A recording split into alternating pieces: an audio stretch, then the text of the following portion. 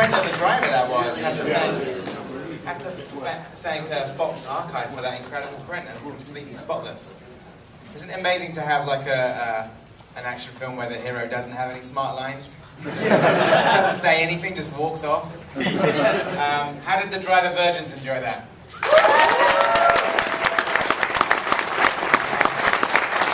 Let's welcome back Walter Hill, Frank Marshall, Bruce Dern.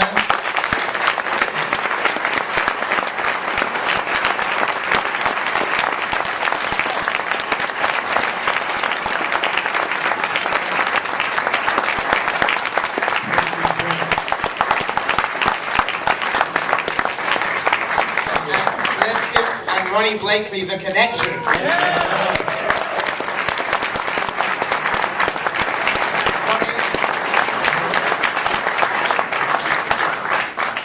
Ronnie, I have to say, I found it upsetting seeing you brutally murdered with you sitting right behind me. It was not a lot of fun seeing that with you present. That print looks amazing. That was beautiful. Yeah. You know, like I got some questions, and I'll throw open to you guys. One of the things I was going to say before we get into your writing, you started as an assistant director, and one of the films that you were second assistant director on was Bullet, which obviously has a equally famous car chase. Did that factor into the experience of making this film?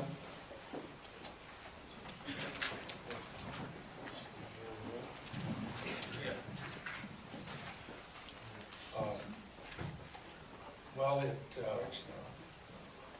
I think every film that does a car chase in a way, and Bullet becomes the kind of signature.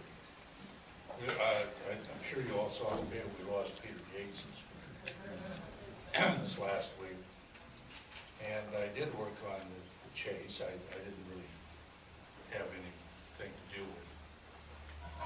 I was on crowd control. But it was the first time, I think, that a major motion picture made a first unit commitment, massive commitment to that kind of action sequence. And I don't think that chase has ever really been topped. The chases in The Driver are, I think, organized around a slightly different principle. We had a little bit of bad luck. Frank can talk a little more, but the end of the first chase didn't really come out right. We had a tragic accident that night on the set. An electrician fell off the building. They were setting lights on the third floor. Down in Chinatown. So the culminating stunt, it was complicated, but the way the chase was supposed to end, we in the end couldn't shoot it. So to me, it always kind of fizzled out a bit at the end, even though I thought it was a good chase.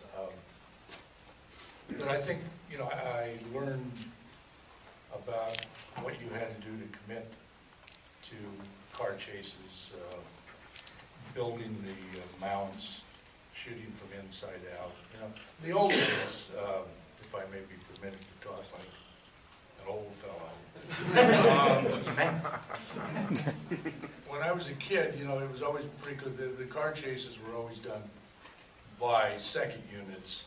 There would be a series of wide shots of cars driving fast, and there would be you'd be in on a process stage, and you'd see the hero behind the steering wheel, and you'd see the villain behind him.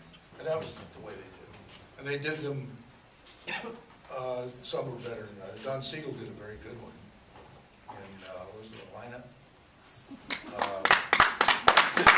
But it's still organized around the principle of second unit and process and all that kind of thing.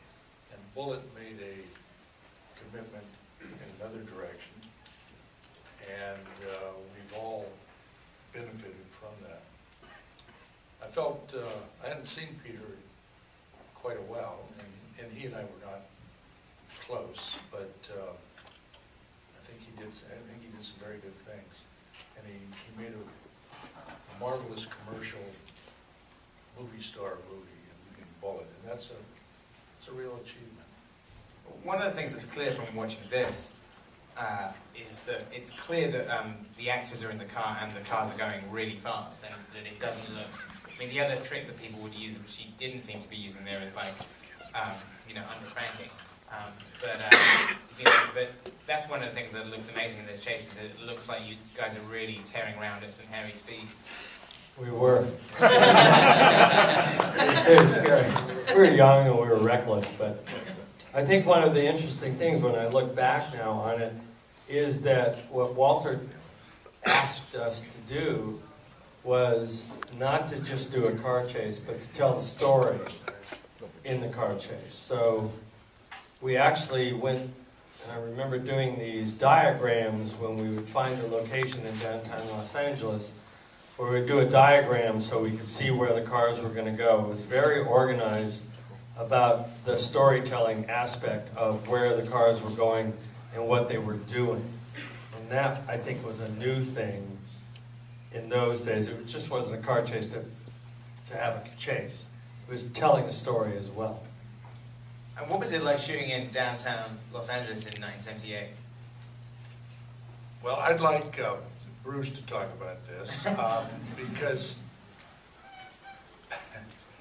Bruce always, we shot in a barn in Torches, and what was the name of the serial killers, the slasher, Richard Ramirez? No, it was the one before him that was The earlier slasher. And Bruce used to love to tease everybody with the slasher, whoever it was about to get us. They found a body outside the bar where Bruce pours the hot coffee on the driver and all that. There had been an unfortunate victim of this terrible killer found on the back steps of the bar. Well, downtown Los Angeles then was a lot different.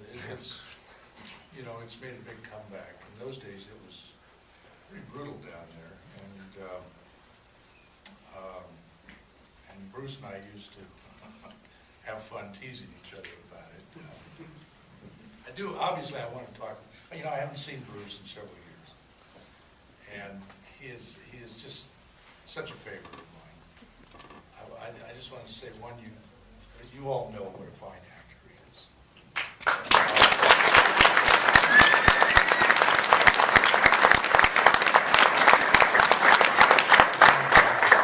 The luckiest moments you have as a director are you just say action and they do it, and it's fabulous, and it's a feeling.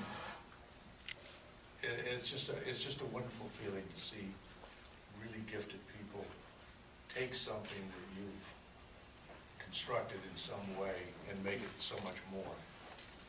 And